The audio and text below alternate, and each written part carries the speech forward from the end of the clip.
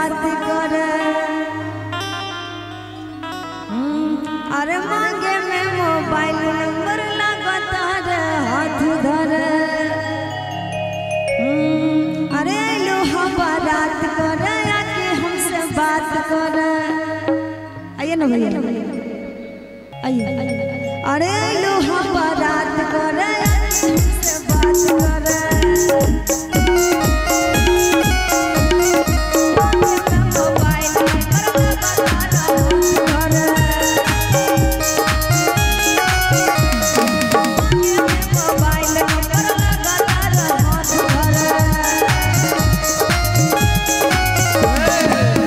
बड़ी फूला झाड़ी बारू अरे पापा के परिवारू अलगल पखारे अपन पंख पियर फराक लगल पखारे अपन पंख पियर फराक बड़ी फूला झाड़ी बारू पापा के परिवारू बड़ी फूला झाड़ी बारू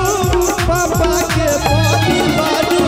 लगलू पठारे अपन पंख पियर फराक वाली लगलू पठारे अपन पंख व्हाइट फराक वाली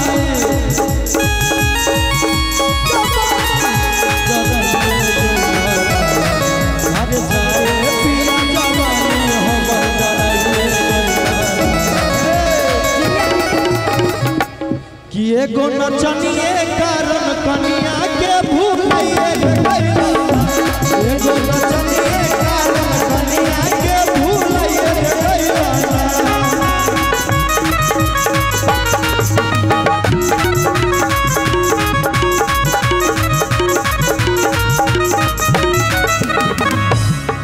गाँव टोला कसबा हिलहिल गली गली देख के तो लगवन में मच खाला बाली गाँव टोला कसबा हिलहिल गली गली देख के तो लगवन में मच खाला बाली बाबा ले डाले आजरा पहले बार कमाल पहले बार कमाल बहर लाल घाघरा हर लाल घाघरा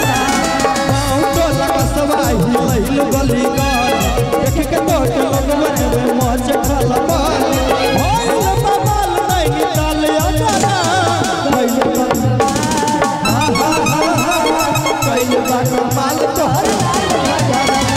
पहले बार कमाल तो हर पहले बार कमाल तो हर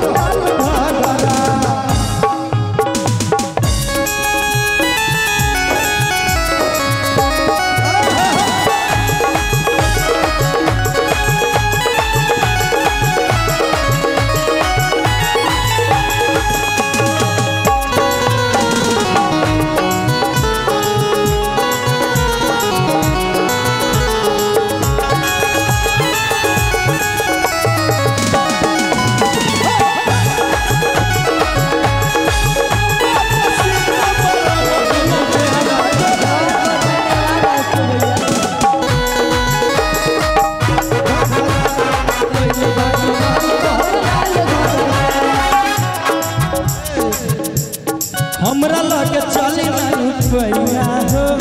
हई उड़न बाज हम चिड़ैया हो हमरा लगे चले ना रुपैया हो